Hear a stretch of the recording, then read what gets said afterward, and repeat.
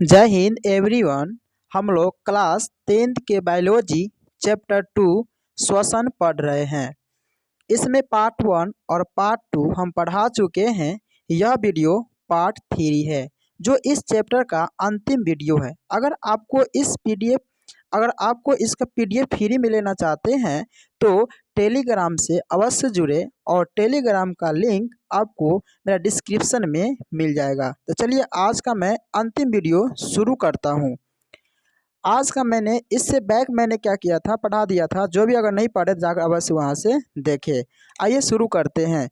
पहला है इसमें कि पौधे में श्वसन। आज हम लोग को पढ़ना है कि पौधे में श्वसन किस तरीके से होता है। इससे पहले मैंने है ना कुछ पौधे जंतु के बारे में बता दिए थे कि हम लोग में यानी कि मानव में किस तरह श्वसन होता है। इसमें और कुछ बता दिए थे। मेढक के बारे में बताए थे कि मेढक में श्वसन क्या होता है। वो 3 अवस्था में मेढक श्वसन करते हैं। हम लोग फेफड़े के द्वारा श्वसन करते हैं। आज हम पढ़ेंगे कि पौधे में श्वसन यानी कि पौधे में कौन सा अंग है जिसके द्वारा पौधे श्वसन करते हैं। आइए देखते हैं। पौधे में श्वसन गैसों का यानी कि गैसों का आदान प्रदान शरीर की सतहों के द्वारा विसरण क्रिया से होता है और पेड़ पौधे अपनी श्वसन की क्रिया पत्ती, तना और जड़ों में स्थित छोटे छोटे छिद्रों के द्वारा करते हैं। ये समझते हैं इसमें कि पौधे जो होते हैं वह किस तरीके से श्वसन करते हैं। मैंने यहाँ पर समझाया, देखिए ध्यान से। पौधे में उपस्थित पत्तियां जो होते हैं उसमें ये इस तरीके पाया जाता है। ये पत्तियां आप लोग देखे होंगे, पत्ती को अवश्य देखे होंगे। इसको हम लोग जो पत्ती का जो भाग होता है इसको बोलते हैं हम लोग वृंत। क्या बोलते हैं? वृंत। और ये जो आपको दिखता होगा, ये बाहर से दिखता होगा, इसको बोलते हैं हम लोग मार्जिन। क्या बोलेंगे? है ना, मार्जिन बोलेंगे। इसको बोलते हैं मार्जिन बोलते हैं। उसके बाद इसके बीच में जो होता है, ये जो होता है आप पत्ती में देखे होंगे, ये जो बीच वाला जो होता है इसको हम लोग बोलते हैं मिडरिप यानी कि मध्य शिरा। क्या बोलेंगे? इसको हम लोग बोलेंगे मध्य शिरा, है ना। इसको क्या बोलेंगे? मध्य शिरा कहेंगे। उसके बाद ये जो होता है ये कहलाता है शिरा, है ना। ये क्या कहलाता है? तो शिरा कहलाता है। और इसके बीच में क्या छोटा छोटा क्या होता है देखने को मिलेगा, वह होता है छोटी शिरा। वो होता है छोटी शिरा। उसके बाद देखिएगा पत्ती में अगर आप है ना देखिएगा एकदम छोटे छोटे मतलब छिद्र जो होते हैं, इसमें पत्ती में छोटे छोटे छिद्र होते हैं। इसी छिद्र को बोलते हैं रंध्र। क्या बोला जाता है? रंध्र कहा जाता है। और इसी को रंध्र का हम लोग बोलते हैं स्टोमाटा। क्या बोलते हैं? तो रंध्र को स्टोमाटा। यानी कि पत्तियों में छोटे छोटे छिद्र पाए जाते हैं जिसको हम लोग क्या बोलेंगे? स्टोमाटा कहते हैं। तो पत्ती में इस तरीके से देखने को मिलता है। यानी कि पत्ती में उपस्थित रंध्र होते हैं और रंध्रों के द्वारा गैसों का आदान प्रदान वो करते रहते हैं। ठीक है, आगे देखते हैं कि पत्ती जो होते हैं वह देखिए पत्तियों में रंध्र पाए जाते हैं जिसके द्वारा पेड़ पौधे सांस लेते हैं। यानी कि याद रखिएगा, पत्ती में क्या पाए जाते हैं? तो रंध्र पाए जाते हैं। पत्ती में रंध्र पाए जाते हैं जिसके द्वारा पेड़ पौधे क्या लेते हैं? तो सांस को लेते हैं। तो पत्ती में उपस्थित क्या होते हैं? तो रंध्र, जिससे क्या करते हैं? वो सांस लेते हैं। दूसरी बात मैंने लिखा है कि तनों में उपात रंध्र पाए जाते हैं जिसके द्वारा पेड़ पौधे सांस लेते हैं। तनों में क्या पाए जाते हैं? तो वात रंध्र, जिसके द्वारा पेड़ पौधे क्या करते हैं? तो सांस लेते हैं। ऐसा बात नहीं है कि वह सिर्फ रंध्र के द्वारा ही लेते पेड़ पौधा, यानी कि वात रंध्र के द्वारा। किसके द्वारा? तो याद रखिएगा कि वात रंध्र के द्वारा भी क्या करते हैं? पेड़ पौधे श्वास लेते हैं। और इसके अलावा जो मूल रोम होता है उसी को, है ना, उससे भी क्या करते हैं? ये सांस को लेते हैं। यानी जड़ों में मूल रोम के द्वारा गैसों का भी आदान प्रदान होते हैं। तो टोटल यहाँ पर देखें, एक और रिवाइज कर लेते हैं कि पत्तियों में रंध्र पाए जाते हैं। पत्ती में क्या पाए जाते हैं? रंध्र, जो छोटे छोटे होते हैं जिसके द्वारा पेड़ पौधे क्या करते हैं? तो श्वास को लेते हैं। मैंने आगे लिखा है कि तनों में वात रंध्र पाए जाते हैं जिसके द्वारा पेड़ पौधे क्या करते हैं? तो सांस लेते हैं। और जड़ों में मूल रोम पाए जाते हैं जिसका गैस क्या होता है? तो आदान प्रदान होते रहता है। यानी कि ये 3 स्टेप आपको याद करना है। आगे फिर से इसको देख लेते हैं कि पत्ती में क्या है। फिर से देख लेते हैं। पत्तियों में रंध्र पाए जाते हैं। क्या पाए जाते हैं? रंध्र, जो किसके द्वारा होता है? जिसके द्वारा पौधे का सांस वो लेते रहते हैं। तना में क्या पाए जाते हैं? तो वात रंध्र, है ना। जड़ में क्या पाए जाते हैं? तो मूल रोम। और पत्ती में क्या पाए जाते हैं? तो है ना रंध्र पाए जाते हैं। आगे देखते हैं, आगे की तरफ देखते हैं कि पेड़ पौधे, देखिए ध्यान से देखिएगा, यहाँ पर क्या बताया गया है कि पेड़ पौधे में श्वसन क्रिया बहुत मंद होती है, बहुत मंद गति से होती है। जैसे कि मान लो कैसे होती है मंद गति से, मान लो कि यहाँ पर एक ये है प्लांट है, ठीक है, ये एक पेड़ है ना। और पेड़ यहाँ पर ये पेड़ तो स्थिर रहती है, पेड़ क्या रहती है तो स्थिर, अपनी जगह पर पेड़ स्थिर रहती है ना। जब भी यहाँ से अगर आंधी आएगा जोर से, अगर यहाँ से आंधी आएगा तो पेड़ का जो टहनिया जो है वह इधर इधर क्या करेगा, वो हिलेगा। मगर यह जो जड़ जो होता है यह एक स्थान से दूसरे स्थान तक नहीं जा सकते हैं, मगर पेड़ क्या कर सकते हैं, यहाँ से यहाँ ऐसे ऐसे करके हिल सकते हैं। यानी इसमें जो होता है श्वसन की क्रिया बहुत ही क्या होती है तो मंद होती है, बहुत क्या होते हैं तो मंद होते हैं। जबकि हम लोग में क्या होता है श्वसन क्रिया मंद नहीं होती है, कि हम लोग क्या करते हैं एक स्थान से दूसरे स्थान तक जा सकते हैं। मगर पेड़ पौधा जो है सारा क्रिया करते हैं, मगर वो अपने स्थान से अलग नहीं जाते हैं। इसीलिए इसमें कौन सी क्रिया होती है तो बहुत ही मंद क्रिया होती है, ठीक है, बहुत मंद गति होती है, बहुत मंद गति होती है। पेड़ पौधे भी श्वसन क्रिया में CO2 लेते हैं और O2 क्या कर देते हैं, छोड़ देते हैं। हम लोग जानते हैं कि हमारे वायुमंडल में उपस्थित है ना क्या होते हैं तो O2 है और CO2 है, ठीक है, और सारा गैस भी है। और यहाँ पर मुख्यतः दो गैस, यानी कि ऑक्सीजन जो हमारे वायुमंडल में कितना पाया जाता है तो 21% पाया जाता है, और कार्बन डाइऑक्साइड कितना पाया जाता है तो 0.003% पाया जाता है, ठीक है। यानी कि पेड़ पौधे क्या करते हैं, वो क्या करते हैं CO2, वायुमंडल में जो भी CO2 उपस्थित रहते हैं उसको क्या करते हैं ग्रहण कर लेते हैं, और O2 जो रहते हैं वो क्या करते हैं वो अपनी क्रिया O2 छोड़ देते हैं। हम लोग इसी क्रिया को उल्टा करते हैं, हमारे अंदर CO2 का निर्माण होता है तो हम लोग क्या करते हैं वायुमंडल में छोड़ देते हैं, और पेड़ पौधे के अंदर जो होता है वो किसका निर्माण होता है O2 का निर्माण होता है, जो पेड़ पौधे क्या करते हैं छोड़ देते हैं। यानी जो पेड़ पौधे छोड़ते हैं वो हम लेते हैं, और जो हम छोड़ते हैं वह पेड़ पौधे लेते हैं। तो यहाँ पर मैंने लिखा है, देखिएगा ध्यान से, कि पेड़ पौधे में श्वसन क्रिया बहुत मंद गति होती है, और पेड़ पौधे भी श्वसन क्रिया में CO2 लेते हैं और O2 क्या कर देते हैं छोड़ देते हैं। इसमें श्वसन गैसों का क्या होता है परिवहन नहीं होता, इसमें श्वसन गैसों का जो ट्रांसपोर्ट होता है वह नहीं होता है। आगे देखते हैं, आगे ध्यान से देखिएगा, जंतुओं में श्वसन। आगे हम देखेंगे कि जंतु में श्वसन किस तरीके से होता है। तो जंतु में श्वसन देखते हैं, पहला है कि सूक्ष्म जीव। देखिए सूक्ष्म जीव या इसको हम एक कोश के जीव भी कहते हैं, जिसको हम लोग नहीं देख सकते हैं नंगी आंखों, यानी उसी को बोलते हैं सूक्ष्म, बहुत ही छोटा होता है। इसको देखने के लिए हमको इलेक्ट्रॉन माइक्रोस्कोप की सहायता पड़ती है। तो इसमें श्वसन कैसे होता है आइए समझते हैं।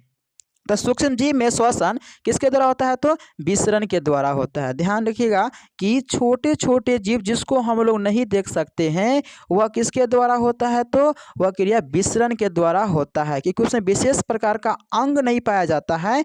जिस प्रकार से हम लोग का अंग है, नाक है, नासिक छिद्र है, जाता है, फिर अंदर फेफड़ा है, तो इस तरीके से जितने भी हम लोग के पास अंग होते हैं उस प्रकार से सूक्ष्म जीव के पास अंग उतना ज़्यादा नहीं होते हैं। यानी कि ये तो एक कोश के जीव होते ही है। अपना श्वसन कैसे करते हैं तो याद रखिएगा विसरण के द्वारा, यानी कि एक कोशिकीय जीव अपना श्वसन है ना किस विधि से के द्वारा करते हैं तो याद रखिएगा विसरण के द्वारा वह श्वसन करते हैं।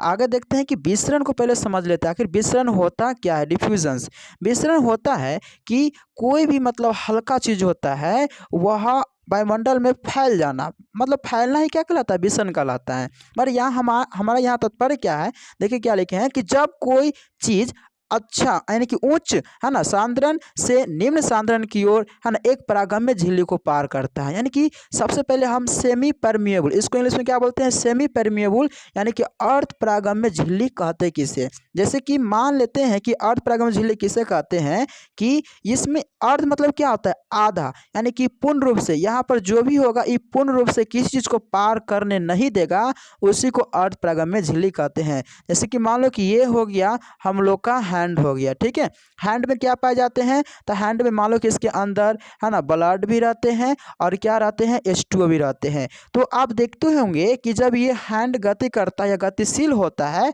तो इसमें से क्या निकल जाते हैं, इसमें से है ना H2O यानी कि पसीना जिसको बोलते हैं, है ना, पसीना इसमें से निकल जाते हैं। ठीक है, जब पसीना इसमें से निकल जाते हैं तो हम कह सकते हैं ना कि इसमें से ब्लड भी तो है, ब्लड भी तो निकलना चाहिए, मगर ब्लड नहीं निकलता। यही प्रकृति का देन है, यानी कि ब्लड इसमें से नहीं निकलता है, सिर्फ क्या निकलता है, पसीना। तो यहाँ पर यह हम कह सकते हैं कि इसमें पूर्ण रूप से सभी भाग को न निकाल करके कुछ भागों को क्या करते हैं, कुछ कणों को निकाल कर बाहर फेंकते हैं, यानी उसे क्या बोलते हैं तो हम लोग विसरण। क्या होते हैं, विसरण। यानी विसरण हम कह सकते हैं कि निम्न सांद्रण से, यानी कौन से, तो निम्न सांद्रण से उच्च सांद्रण की ओर क्या करता है, गति और प्रागम झिल्ली को पार कर सकता है, वही क्या कहलाता है, विसरण। क्या कहलाता है, तो विसरण कहलाता है।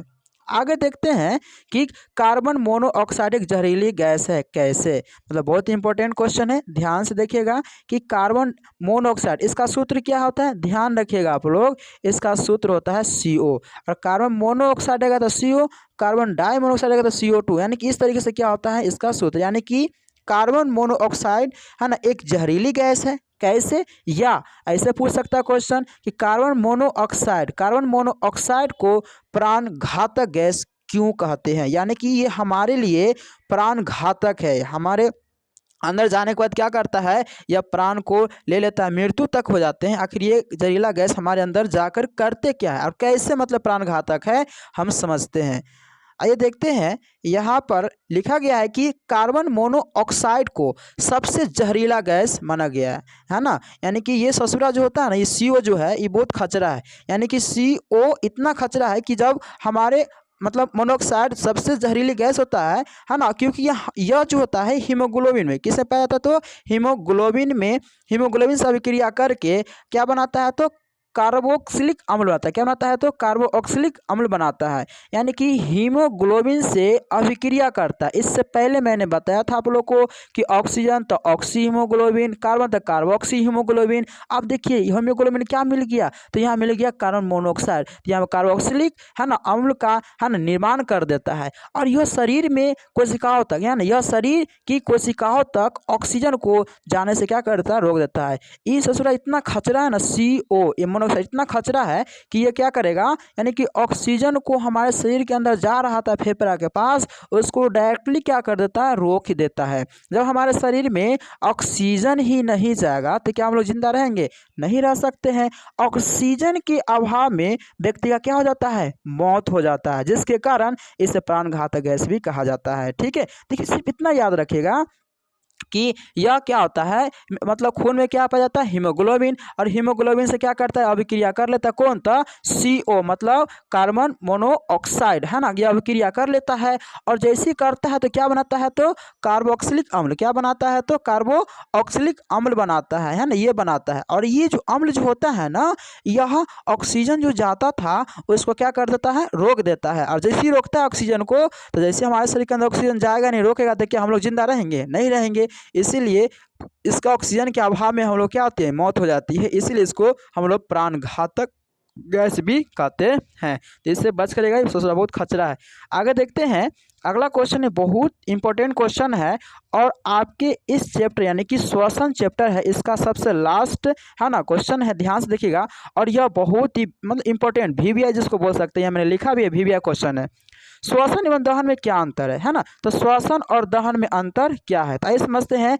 इसको लिखने के लिए आप क्या कीजिएगा, तो श्वसन एवं दहन में अंतर निम्नलिखित है। इससे पहले आपको लिखना पड़ेगा, क्योंकि आप एग्जाम में कितना लिखते हैं, कितना भाषणबाजी लिखते हैं, उतना मायने नहीं रखता है, आप किस पैटर्न पर, किस पैटर्न पर कैसे आप लिखते हैं, ठीक है, उस पैटर्न को भी देखा जाता है, और उसके हिसाब से आपका मार्क्स भी उठता है। तो श्वसन एवं दहन में निम्नलिखित अंतर आपको ऐसे लिखना पड़ेगा, और एक तरफ लिखिएगा श्वसन और एक तरफ लिखिएगा दहन, आप बीच में क्या कीजिएगा, लाइनिंग को खींच दीजिएगा। ठीक है, और देखिए मैंने उसी तरीके से किया है, आप भी ऐसे ही कीजिएगा, है ना। श्वसन एक तरफ क्या लिख दिए हैं, तो श्वसन एक तरफ क्या होगा, तो दहन, है ना। पहला मैंने यहाँ पर लिखा है, जैसे कि देखिए यहाँ पर पहला लिखे तो इसके सामने इधर क्या कीजिएगा, आप पहला को लिखिएगा, है ना। इधर मैंने दूसरा लिखा तो इधर ही आप क्या कीजिएगा, इधर भी दूसरा लिखिएगा। देखिए यहाँ पर पहला क्या है कि यह क्रिया सजीव में होती है, किस में होती है, तो सजीव में, है ना, जबकि यह क्रिया दहन वाला किस में, तो निर्जीव में होती है। जैसे कि मान लीजिए कि यह हम लोग में क्रिया होती है, मंद क्रिया होती है, श्वसन मंद क्रिया है ना, मगर होती तो है, और ये किस में होता है, तो दहन सजीव में, यानी कि कोई वस्तु को मान लो किताबें है ना, किताब या कोई वस्तु है उसको क्या करते जलाते धनाधन लहट जाता है ना। यानी कि यह दहन जो होता है वो किस में होता है, निर्जीव में, जो वस्तु मर जाती है उसमें दहन होता है, जबकि श्वसन में क्या होता है, सजीव में होता है। तो पहला अंतर हो गया। दूसरा अंतर देखते हैं कि दूसरा अंतर में क्या बताता है कि यह जैविक है, यानी कि जैविक मतलब क्या होता है, जीव, जैविक मतलब क्या होता है ना, जीव होता है, यानी कि जीव, यह क्रिया किस में होता है तो जीव में, जबकि है ना, जबकि यह क्रिया जो होता है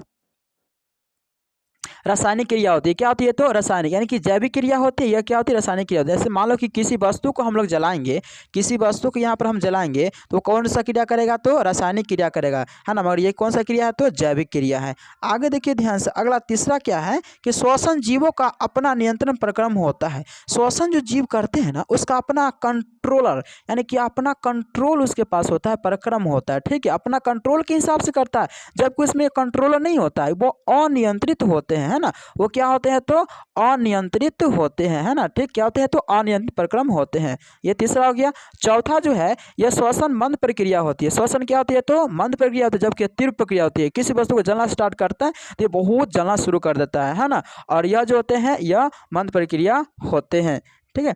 आगे देखते हैं कि इसमें अगला हम कुछ देखते हैं, आपका चैप्टर खत्म हो गया और आपका कुछ बुक का क्वेश्चन है जिसमें मैंने, है ना, ऑब्जेक्टिव क्वेश्चन को लाया है। 8-9 क्वेश्चन है, इसको ध्यान से देखिएगा और श्वसन चैप्टर आपका खत्म हो गया है। आगे देखते हैं इसमें बस कुछ वस्तुनिष्ठ प्रश्न है जो आपके बुक का ही क्वेश्चन है। कहता है यहाँ पर क्या लिखा गया है कि सही उत्तर का, है ना, संकेताक्षर क ख ग घ अंग लिखे, है ना, तो इसका आंसर देना है। जैसे पहला है कि इनमें, है ना, पहला क्या दिया है कि इनमें सामान्यतः किसका उपयोग कोशिका द्वारा ऊर्जा उत्पादन के लिए होता है। और आपने मेरा सब वीडियो अच्छे तरीके से देखे हैं तो इसका आंसर आप जरूर दे पाइएगा, ठीक है। अगर नहीं देखे हैं तो ज़रूर एक बार देखिए और अच्छे से मन लगा करके पढ़िए, ठीक है। देखिए पहला यहाँ पर क्वेश्चन दिया गया है कि इनमें सामान्यतः किसका उपयोग कोशिका द्वारा ऊर्जा उत्पादन के लिए होता है। पहला ऑप्शन यहाँ दिया गया है कि एमिनो अम्ल द्वारा, दूसरा में दिया गया है कि वसा अम्ल, 3 में है ग्लूकोज और, है ना, घ में है सुक्रोज, यानी क में दिया एमिनो अम्ल, ख में दिया वसा अम्ल, ग में दिया ग्लूकोज और घ में दिया सुक्रोज। तो इसका करेक्ट आंसर जो हो जाएगा वह होगा ग्लूकोज। क्या होगा ग्लूकोज, यानी कि C6H12O6। ये किसका सूत्र होता है तो ग्लूकोज का सूत्र होता है जो ऊर्जा के द्वारा उत्पादन होता है, यानी कि ATP, है ना, इसके द्वारा क्या होता है इसका, है ना, उत्पादन होता है, निर्माण होता है। तो एक का हो जाएगा घ। आगे देखते हैं दूसरा क्वेश्चन में क्या बताया गया है। क्वेश्चन क्या कहता है कि पौधे में, है ना, दूसरा क्वेश्चन में क्या कहता है, पौधे में किस क्रिया के द्वारा बाहरी वातावरण से ऑक्सीजन कोशिकाओं को पहुंचाता है। यानी कि पौधे में, अभी जस्ट मैंने पढ़ा है कि पौधे में क्रिया के द्वारा कौन सा क्रिया है जो वातावरण को ऑक्सीजन को कोशिकाओं तक पहुंचाता है। पहला क्रिया विसरण है, किण्वन है, प्रकाश संश्लेषण है या क घ दोनों है। तो इसका करेक्ट आंसर जो हो जाएगा वह हो जाएगा विसरण के द्वारा। किसके द्वारा तो विसरण के द्वारा, यानी कि विसरण के द्वारा जो है वह पौधों में, है ना, बाहरी वातावरण ऑक्सीजन का लेन देन होते रहता है। अगला क्वेश्चन है 3 में कि मनुष्य में ट्रेकिया पाए जाते हैं। मनुष्य में ट्रेकिया पाए जाते हैं उपस्थिति के बने, है ना, पूर्ण वलय। उसके बाद अगला है ख में है कि है ना, उपास्थि से बने अपूर्ण वलय, और, है ना, ग में दिया गया क्यूटल के बने पूर्ण वलय, और घ में दिया क्यूटल के बने अपूर्ण वलय। तो 3 का करेक्ट आंसर जो हो जाएगा वह हो जाएगा ख हो जाएगा, यानी कि उपास्थि के बने अपूर्ण वलय होगा। अगला देखते हैं क्वेश्चन नंबर 4। क्वेश्चन नंबर 4 में क्या कहता है कि श्वसन की क्रिया में खाद्य पदार्थ का क्या होता है। जो श्वसन की क्रिया होते है उसमें खाद्य पदार्थ क्या होता है, संश्लेषण होता है, दहन होता है, विघटन या परिवर्तन। तो इसका करेक्ट आंसर हो जाएगा कि विघटन होता है। क्या होता है तो विघटन होता है। अगला है क्वेश्चन 5 नंबर, अवायवीय श्वसन कोशिका किस भाग में होता है। देखिए अवायवीय, मैंने बताया है कि वायवीय और अवायवीय क्या होता है, यानी कि उसको ऑक्सी श्वसन भी अनॉक्सी श्वसन भी कहते हैं, ठीक है। तो अवायवीय श्वसन कोशिका किस भाग में होता है तो ऑप्शन यहाँ माइटोकॉन्ड्रिया में, कोशिका द्रव में, हरित लवक में या कोशिका झिल्ली में। तो 5 का यहाँ पर करेक्ट आंसर जो हो जाएगा वह हो जाएगा ख, यानी कि कोशिका द्रव में। किस में होगा तो कोशिका द्रव में। अगला क्वेश्चन नंबर 6। क्वेश्चन नंबर 6 क्या कहता है, इसने बताया कि मनुष्य में सांस लेने और छोड़ने की क्रिया को क्या कहते हैं। बहुत मतलब आपका चैप्टर का ही नाम है, ठीक है। तो यानी कि यहाँ पर मनुष्य में सांस लेने और छोड़ने की क्रिया को क्या कहते हैं, यानी कि सांस अगर हम लेते हैं और सांस को छोड़ते हैं, जैसे हम सांस को लेते हैं इसको बोलते हैं, सांस को लेना निश्वसन, मैंने बताया है इसको अच्छी तरीके से, है ना। निश्वसन क्या होता है, तो निश्वसन होता है। उसके बाद श्वास को लेना, श्वास को छोड़ना क्या होता है, थोड़ा सा फर्क होता है, निश्वसन, है ना। क्या होता है, तो निश्वसन, क्या होता है, निश्वसन होता है। यहाँ पर जो होता है ना, ये विसर्ग लग जाता है, विसर्ग लग गया समझो कि श्वास क्या किया, छोड़ा है, और श्वास क्या किया, लिया है, दोनों को मिलाते हैं तो ये दोनों को मिलकर क्या बनता है, तो स्वच्छवास, क्या कहलाता है, तो स्वच्छवास। तो इसका करेक्ट आंसर हो जाएगा, वह हो जाएगा बी, स्वच्छवास। अगला क्वेश्चन है, अगला क्वेश्चन क्या कहता है, 7 नंबर क्वेश्चन कहता है कि आणविक ऑक्सीजन के उपलब्ध नहीं होने से पायरुवेट का परिवर्तन जंतु में किस यौगिक में होता है। तो 7 का इसका करेक्ट आंसर हो जाएगा, वह हो जाएगा लैक्टिक अम्ल, है ना। किस यौगिक में होता है, तो लैक्टिक अम्ल होता है। अगला देखते हैं कि पौधों में गैसों का आदान प्रदान किसके, है ना, किसके लिए रहते हैं, यानी कि इसमें जो होता है गैसों का आदान प्रदान किसके लिए, तो यहाँ पर करेक्ट आंसर हो जाएगा रंध्र के लिए, किसके लिए, तो रंध्र के लिए। अगला क्वेश्चन है, क्वेश्चन नंबर लास्ट इसका भारतीय वन का है, निश्वसन। देखिए निश्वसन, यहाँ पर निश्वसन मतलब क्या होता है, ऑक्सीजन को, है ना, छोड़ना और लेना। निश्वसन मतलब क्या होता है, छोड़ना, यानी निश्वसन द्वारा निकली वायु में रहती है CO2, O2, पायरुवेट या नाइट्रोजन। तो 9 का करेक्ट आंसर क्या होगा, यानी कि CO2 मतलब छोड़ना, मतलब निकलना। निश्वसन मतलब क्या होता है, निकलना, क्या निकलता है, तो CO2 निकलता है। आगे देखिएगा ध्यान से, इसमें अब कुछ भरने वाला क्वेश्चन को देख लेते हैं कि वह क्रिया जिसके द्वारा है ना, कोशिका में ग्लूकोज के ऑक्सीकरण से ऊर्जा का उत्पादन होता है, डैश डैश कहलाता है। तो वह क्या कहलाता है, तो याद रखिएगा वह कहलाता है श्वसन। क्या कहलाता है, तो वह श्वसन कहलाता है। अगला देखिएगा, मनुष्य में दायां और बायां नासिक बेसम के डैश डैश के द्वारा एक दूसरे में पृथक हो जाते हैं, यानी कि नासा पट्टिका। इसका आंसर क्या होगा, तो नासा पट्टिका, क्या होगा, नासा पट्टिका होगा, यानी कि एक का करेक्ट आंसर हो जाएगा, यहाँ पर भरा जाएगा इसमें श्वसन, इसमें होगा नासा पट्टिका। 3 का देखते हैं, 3 में है कि श्वसन एक है, यानी कि श्वसन एक है, श्वसन एक क्या है, तो इसका आंसर हो जाएगा अपचयी, क्या होगा, तो अपचयी क्रिया, है ना। श्वसन एक क्या है, तो अपचयी क्रिया है। अगला है कि श्वसन प्रक्रम में ग्लूकोज, है ना, का डैश डैश होता है, तो इसका क्या होता है, तो ऑक्सीकरण, क्या होता है, तो ऑक्सीकरण। इसका आंसर हो जाएगा ऑक्सीकरण होता है। अगला देखते हैं, है ना, क्वेश्चन नंबर 5। क्वेश्चन नंबर 5 कहता है, क्वेश्चन नंबर 5 कहता है श्वसन की ऑक्सीजन की क्रिया डैश डैश में संपन्न होता है, कहाँ संपन्न होता है, तो याद रखिएगा यह जो संपन्न होता है वो माइटोकॉन्ड्रिया में होता है। किस में होता है, तो है ना, कॉन्ड्रिया, है ना, किस में होता है, तो माइटोकॉन्ड्रिया में होता है। अगला छठा है, छठा में क्या है कि कीटों के डैश डैश में हीमोग्लोबिन या उनके गैस, है ना, जैसा श्वसन रंजक नहीं होता है, तो इसका करेक्ट आंसर हो जाएगा, तो रक्त, क्या होगा, तो रक्त होगा। अगला मछली में गिल्स एक, है ना, चपटी थैली ऐसी होती है जिससे हम लोग क्या बोलते हैं, जिसे हम लोग बोलते हैं गिल्स, है ना, गिल्स कोस्ट, क्या बोलेंगे, है ना, गिल्स कोस्ट कहते हैं। तो इसमें कुछ क्वेश्चन दिया गया है कि पहला इसमें अति लघु उत्तरीय प्रश्न है, जो भी क्वेश्चन है टोटल क्वेश्चन क्या कीजिएगा, आप लोग बना लीजिएगा, ठीक है। जय हिंद।